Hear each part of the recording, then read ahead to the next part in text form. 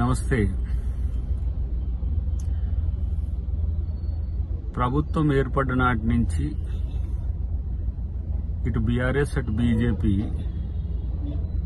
ఈ ప్రభుత్వం ఎక్కువ రోజులు ఉండేది కాదు, ఈ ప్రభుత్వం తొందరలోనే సమస్యల్లో పడుతుందని చెప్పి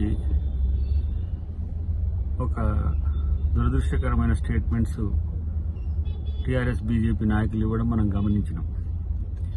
మొన్న ప్రజాస్వామ్యయుతంగా ఒక 4 ఎమ్మెల్యేలు బీఆర్ఎస్ మిత్రులు ముఖ్యమంత్రి గారిని ముఖ్యమంత్రి హోదాలో కలిస్తే వాళ్లతో అంతా ఏంటంటే మీరు పోవడం తప్పు, మీరు ఎందుకు పోయినరు అని చెప్పేసి ఒత్తిడి మేరకు నేను ఏదో ప్రెస్ మీట్ పెట్టినట్టు.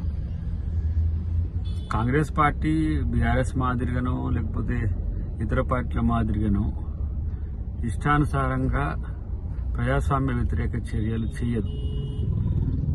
కాబట్టి వాళ్ళు మాత్రం తొందరపడతా ఉన్నారు. నిన్న కేటీఆర్ ఒక మాట అన్నాడు, తొందరలోనే కేసీఆర్ గారిని ముఖ్యమంత్రిగా తెచ్చుకుందామని. ఏంది బజార్లో కొట్లో దొరికే దుకాణంలో దొరికే వస్తువు అయింది ముఖ్యమంత్రి అనేది. ప్రజలు ఎన్నుకుంటే ప్రజాస్వామ్యంలో ప్రజల ఆశీర్వాదంతో వచ్చే పదవి అది. తొందరలో తెచ్చుకుందామనే చర్చ ఇవాళ కేటీఆర్ తీసుకురావడం దేనికి సంకేతం? తర్వాత మా వాళ్ళు చేసే స్టేట్మెంట్స్ కూడా ఇప్పుడు కౌంటర్ చేయాల్సి వస్తుంది. మా నాయకులు చేసే స్టేట్మెంట్స్ కూడా ఇప్పుడు గేట్లు తెరిస్తే 30 మంది ఎమ్మెల్యేలు వస్తారనేది మా తుమ్మల గారు చేసిండు అనుకోండి. మీరు చేస్తుండ్రు కాబట్టి ప్రతిగా చేయాల్సి వస్తుంది. ఆ మేరకు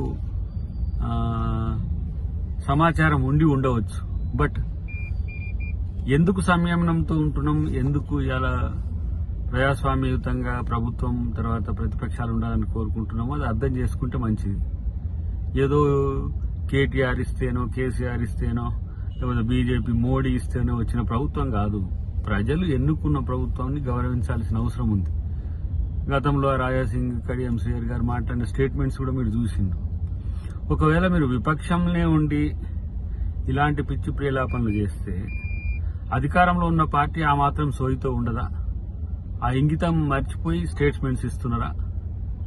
తొందరలోనే తెచ్చుకుందాం కేసీఆర్ను ముఖ్యమంత్రిగా, అదే అంగట్లో దొరికే సరుకు ముఖ్యమంత్రి అనుకుంటున్నాడు కేటీఆర్. ఒక అన్రెస్ట్తో ఉన్నాడు, ఒక అనవసరమైన చర్చ ఈ రాష్ట్రంలో తీసుకొస్తున్నాడు కేటీఆర్. ఆయన టీం చేస్తున్న ఆగడాలు కాంగ్రెస్ పార్టీ ప్రభుత్వం చాలా నిశితంగా గమనిస్తున్నది. కాబట్టి కామెంట్స్ చేస్తే దాని ముందు వెనుక ఆలోచించి చేస్తే మంచిది, ప్రతిగా ఉంటాయి.